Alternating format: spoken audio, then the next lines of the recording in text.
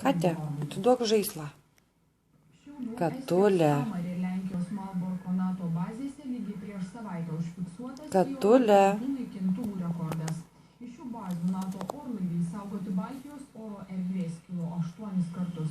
Mat kaip tik tądien ten atpažinta Katulė, žaislai kalėdiniai mūgiai skirti. Katulė. Aktyviai rusai raižė padangę ir praėjusį trečiadienį.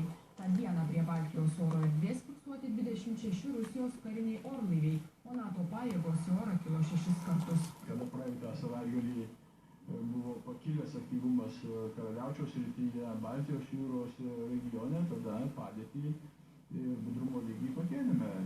Katulė, tai gal kokį žaislą išsiuvinėsi?